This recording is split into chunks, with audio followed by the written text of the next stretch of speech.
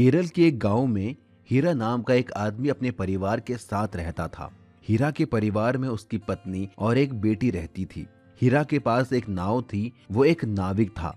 अपनी नाव से वो समुंदर से मछलियां पकड़ कर लाता और बाजार में बेचता था। इसी से उसकी रोजी रोटी चलती थी। उसका जीवन बहुत गरीबी में बीत रहा था। गरीब होने की वजह से उसकी बीवी भी उसे रोज ताने मारती थी। एक दिन हीरा अपनी नाव लेकर समुद्र में गया। उसने मछली पकड़ने के लिए समुद्र में जाल फेंका, लेकिन उस दिन उसके हाथ एक भी मछली नहीं लगी। आज तो एक भी मछली नहीं फंसी। अब मैं खाली हाथ कैसे घर वापस जाऊंगा। हीरा नाव को किनारे पर बांधकर घर की तरफ जाता है। घर पहुंचने पर, आ गई जी तुम? कल आए हो आज? आज एक भी मछली नहीं फंसी। आज का दिन ही बेकार था। मैं जब से तुम्हारे साथ शादी करके आई हूँ तब से तुम्हारे साथ गरीबी ही झेल रही हूँ। अपने पड़ोसी पिंकी के पति को तो देखो, अपनी बीवी के लिए हर दम कुछ ना कुछ लाता ही रहता है।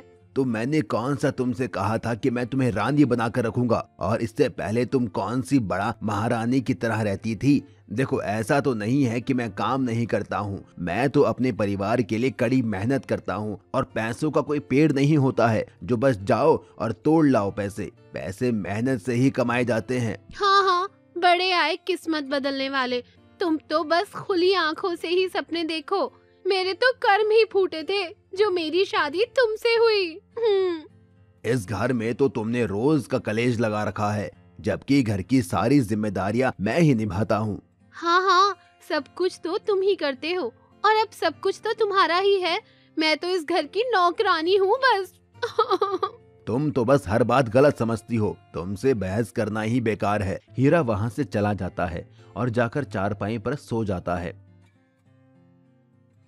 अगली सुबह हीरा उठता है और नाश्ता पानी करने के बाद अपना जाल लेता है। तभी उसके पास उसकी बेटी आती है। पापा पापा, मैं भी आपके साथ चलूंगी। अरे गुड़िया, तुम कहाँ मेरे साथ चलोगी? तुम यहीं अपनी मम्मी के पास रहो। उसके बहुत जिद करने पर हीरा उसे भी अपने साथ ले जाता है। दोनों नाव में बैठ जाते हैं। हीरा चुपचाप चलता है। समुद्र में कुछ दूर जाने के बाद हीरा पानी में जाल फेंकता है। तभी समुद्र में मौसम खराब हो जाता है। तेज लहरें उठने लगती हैं। पापा, ये क्या हो रहा है? डरना मत बेटी, मैं हूँ ना। नाव लहरों के साथ बहने लगती है और दूर एक टापू पर जाकर अटक जाती है। हीरा और उसकी बेटी दोनों नाव से उतरते हैं। उस टापू पर एक छोटा पेड़ था। आज का दिन ही बेकार था। आज तो बहुत बुरा फंस गए। इसीलिए मैंने तुम्हें मना किया था कि मेरे साथ मत आओ। आप मेरे साथ हैं तो मुझे कोई डर नहीं है पापा। दोनों उस पेड़ के पास जाकर बैठ जाते हैं। समुद्र में लहरें बहुत तेज हैं। नाव नहीं चल पाएगी और मेरा जाल भी समुद्र में ही गिर गया। अब मैं मछली कैसे पकड़ूंगा?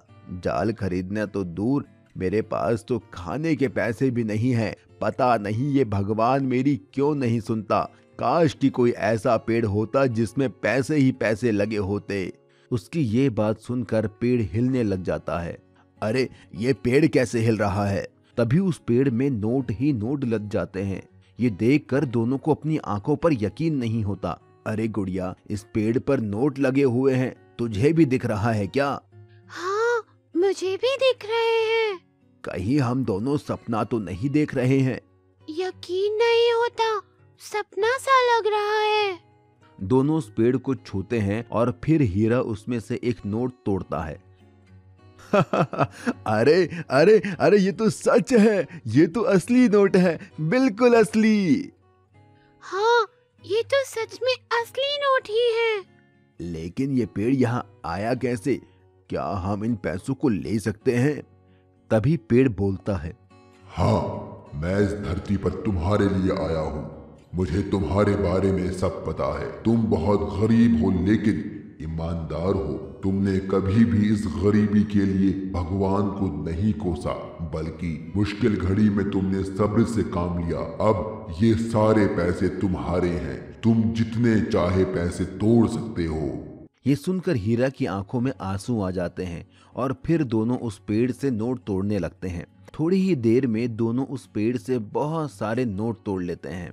मेरी मदद करने के लिए तुम्हारा बहुत बहुत शुक्रिया। तूफान थमने के बाद हीरा वो सारे पैसे अपनी नाव में रखकर अपनी बेटी के साथ अपने घर चला जाता है।